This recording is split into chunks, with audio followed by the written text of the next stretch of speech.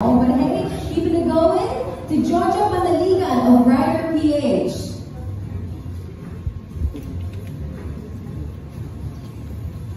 Hello po. Thank you.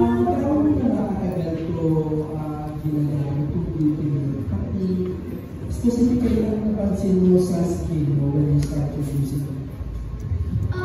Tulad po ng sabi ko kanina, I think mag-1 year na po or baka, ay hindi, naka 1 year na ako. Kasi this time last year ko siya na-discover. Kasi nag-start siya sa gusto ko lang maging mas maganda. At saka gusto ko makatulog. So, tapos, na-discover ko siya this time last year. Tapos yun nga, parang nakita ko ano yung effects niya. Nag-start siya sa napansin ko, mas mahimbing yung tulog ko. Tapos kinaumagahan, parang mas glowing ako, parang mas blooming ako, ganyan. Tapos nakakatulong, collagen kasi is protein siya. I think 30% of our body yata meron nun. So kailangan talaga natin siya. Yes, alam ko, collagen. Tapos nakakatulong din siya sa anti-aging. Marami po siyang benefits. So ako, kinontinue ko lang siya lagi. Tapos lagi ako nasasabihan na, uy, parang mag-blooming ngayon. Tapos lagi ko sinasabi, ito kasi lagi ko tinitake. Consistent po talaga ako. Ever since nung na-try ko siya, kahit po pumunta ako sa ibang bansa, dala-dala ko po siya sa maleta ko. And alam niyo ng ate ko, alam niyo ni Bea, nag-start din siya nung nag-order ako. Tapos, kasi lagi ko siya nauubos. So, minsan nung kumuha ako ng stocks ni Bea, so minsan nung hinigi na siya. Yun po. Napagod ko na ito. Thank you. There you have it. Keeping the ball rolling though. Josephine Bonsall of josephinebonsall.com. Hello! Congratulations! Thank you po. Thank you. It's been, kasi nasundan ka namin mula pa.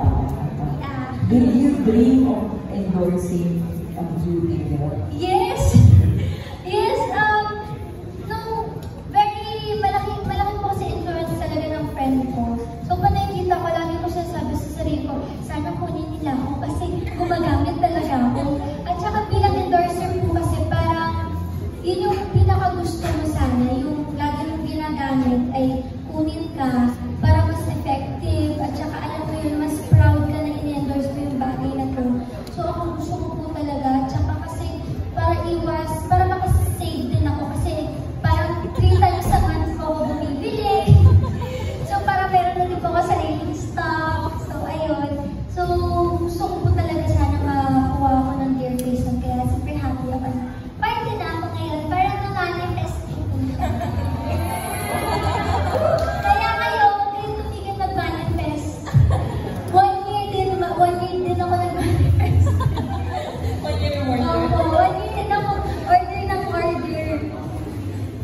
Miss Jonah though, piggybacking off of that, when was like the, oh my gosh, kailangan natin kunin si Andrea Brillantes.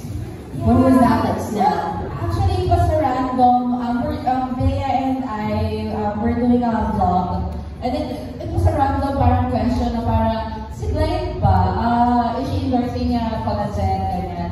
Sabi niya, from Bea Torres, naku ate! Sabi gano'n. She's using beauty niya, but she's getting stocks from me. Gano'n. Kopya niya po siya. Yeah, sabi na natin si Bea. But from then, actually, I was really shocked kasi it's actually blind there. And you know, I was happy knowing that real people uses beauty milk, and that's not because they are endorsing it, but because they're loving the effect. So yun yung parang actually that's the stand of Dear Face also, and also the beauty milk na we're getting influencers, KOL celebrities because they are using our products, not because we want them to use our products. It's the other way around. And in Dear Face, we always live in honesty. So, pagka sinabi natin, gumagamit talaga siya, gumagamit talaga siya. So, our past influencers and endorsers as well, they use beauty milk prior us stopping them. So, yeah, super proud lang. Tsaka nagsarap din kasi talaga niya. Na-try niyo na ba? Try niyo, ang sarap niya. Diba? Very perfect talaga. your face and beauty now. Well, we are down to last 2 questions from our media partners. Ms. Dina Chan of Business Mirror.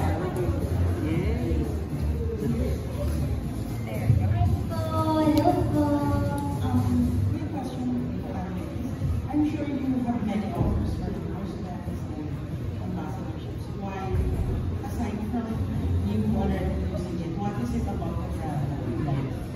Ano yung nagustuhan mo sa brand aside from yung lasa na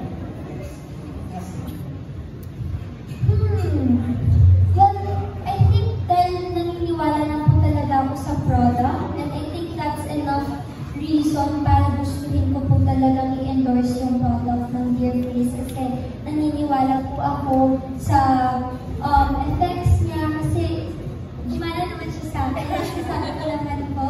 So ayun po, naniniwala lang po talaga ako sa product ng beauty melt ng Dear Face kaya gusto ko po talaga siya ma-endorse. Tsaka, ayun, gusto ko kasi talaga siya. Thank you po. Down to the last question though, from John Bueno of Kumagao.com.